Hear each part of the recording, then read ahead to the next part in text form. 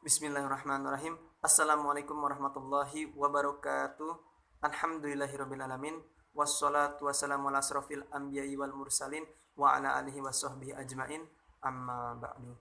Kami di sini akan menyampaikan materi presentasi yang berjudul karya tulis ilmiah yang disusun oleh kelompok 9 beranggotakan 5 orang, yaitu Ferdiansah selaku narasumber sekaligus pembaca, Hartono, Mila Dwi, Sadia, dan Puji Krisdawanti.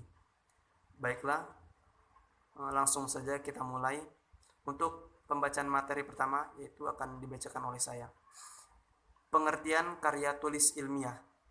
Karya tulis ilmiah dapat dipahami sebagai teks yang ditulis dengan susunan sistematis serta logis dan memenuhi kaidah ilmu pengetahuan yang berlaku. Aspek rasionalitas diutamakan dalam penulisan karya tulis ilmiah, dan permasalahan yang diangkat bersifat objektif dan faktual. Karya tulis ilmiah menuntut untuk menggunakan kata-kata yang tidak ambigu atau bermakna ganda, sehingga dibutuhkan gaya bahasa yang lugas serta eksplisit dan tentunya dengan ragam ilmiah sesuai dengan PUEBI. Ciri-ciri karya tulis ilmiah. Karya tulis ilmiah memiliki ciri-ciri yang kompleks dan tersusun rapi. Adapun ciri-cirinya sebagai berikut. Yang pertama, suatu permasalahan diungkapkan secara logis, fakta dari data yang kredibel, dan analisis yang objektif, serta pada bagian rumusan masalah diungkapkan dengan kalimat interrogatif. Yang kedua, opini yang dikemukakan harus berlandaskan teori dari berbagai sumber, seperti pendapat ahli, jurnal ilmiah, ataupun buku-buku yang sudah terbit, bukan berasal dari imajinasi, perasaan, atau pendapat yang subjektif. Yang ketiga, ragam bahasa ilmiah tidak ambigu dan tidak menggunakan kata-kata yang bersifat konotatif. Baiklah, pembacaan materi selanjutnya akan dibacakan oleh Hartono. Syarat karya tulis ilmiah. 1. Objektif. Data yang diperoleh dari kenyataan harus dilaporkan dan dianalisis secara objektif. Selain itu, dilakukan secara benar, teliti, apa adanya, dan tanpa ada prasangka.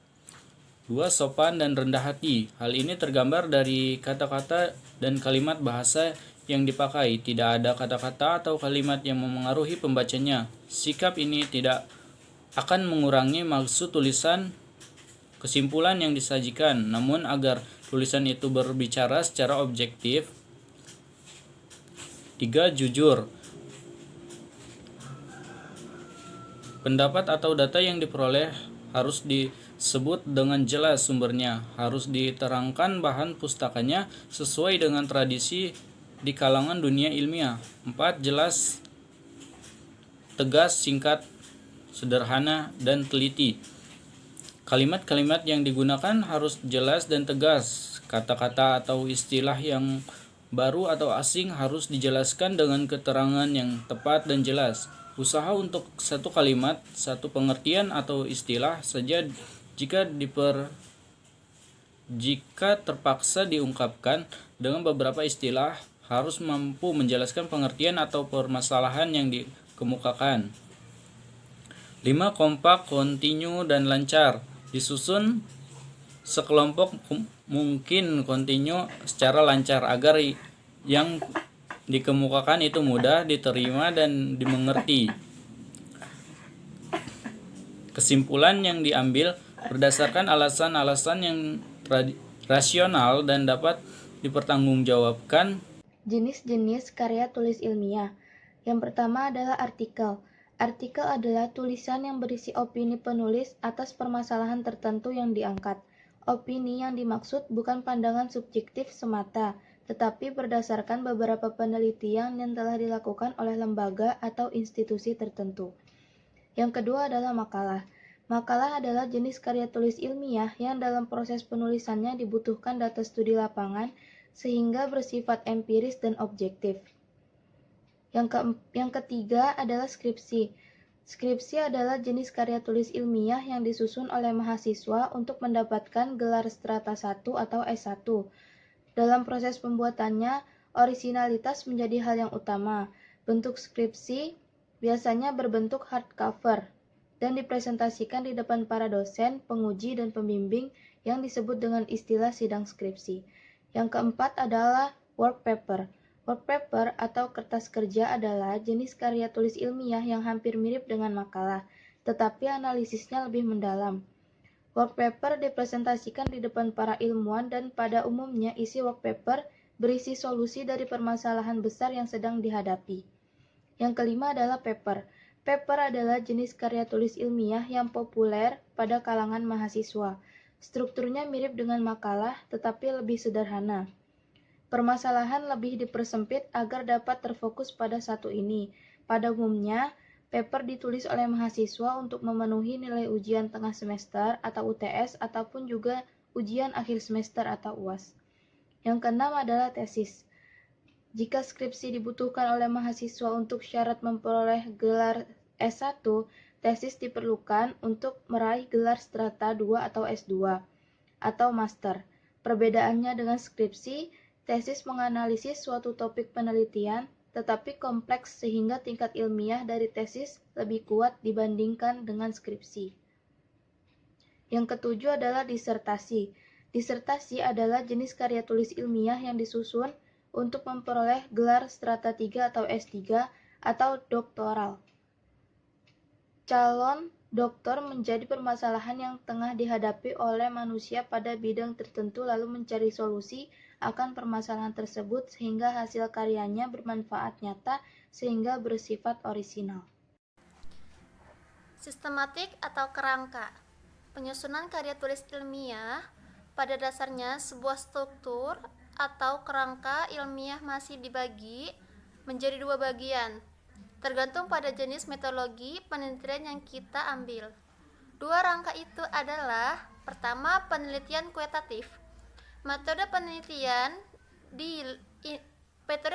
ini lebih menitik beratkan pada pengujian teori dan berkaitan dengan permasalahan penelitian dalam lingkup ruangan. Berpikir yang tertuang dalam wujud hipotesis penelitian. Pengumpulan data dalam penelitian kualitatif bisa melalui survei dan eksperimen. Kerangka penelitian kualitatif memiliki struktur sebagai berikut. Judul penelitian, pendahuluan, latar belakang, identitas masalah, pembatasan masalah, perumusan masalah, tujuan umum penelitian, manfaat penelitian. Terus yang kedua, landasan teori, kerangka berpikir, dan pengajuan hipotesis. Yang pertama, deskripsi teori. Kedua, penelitian yang relevan. Ketiga, kerangka berpikir. Keempat, hipotesis penelitian. Metode penelitian. 1. Tujuan khusus penelitian, waktu dan tempat penelitian, variabel penelitian, metode penelitian, teknik pengambilan sampel, teknik pengumpulan data, teknik pengolahan data. Hasil penelitian dan pembahasan.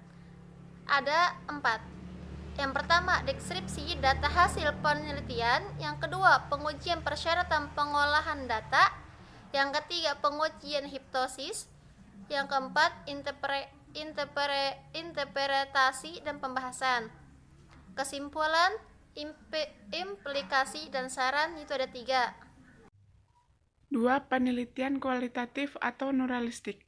Acuannya lebih banyak terletak pada konteks penemuan. Hasil dari penelitian kualitatif lebih banyak dimaksudkan untuk menemukan sesuatu yang bisa dijadikan hipotesis bagi penelitian selanjutnya. Struktur penelitian kualitatif. Judul penelitian. 1. Pendahuluan, terdiri dari latar belakang dan alasan permasalahan. Perumusan masalah, tujuan penelitian, dan manfaat penelitian. 2. Landasan teori. 3. Metodologi penelitian, terdiri dari pemilihan lokasi, subjek penelitian, dan penjajakan awal. Strategi dan teknik penelitian, pengumpulan dan penemuan data, analisis data, dan lokasi jadwal. 4. Rencana pemeriksaan keabsahan data, terdiri dari triangulasi dan audit trail. 5. Hasil penelitian, terdiri dari deskripsi data, analisis dan interpretasi data, dan klarifikasi dan konfirmasi teori. 6. Kesimpulan, terdiri dari daftar pustaka dan kesimpulan. Demikian presentasi yang telah kami sampaikan. Jika ada yang ingin ditanyakan, bisa ditulis di kolom komentar. Sebelum presentasi pada hari ini kami tutup, saya selaku narasumber dan rekan-rekan saya meminta maaf jika terdapat kesalahan dari perkataan maupun sikap. Kami tutup presentasi pada hari ini. Wassalamualaikum warahmatullahi wabarakatuh.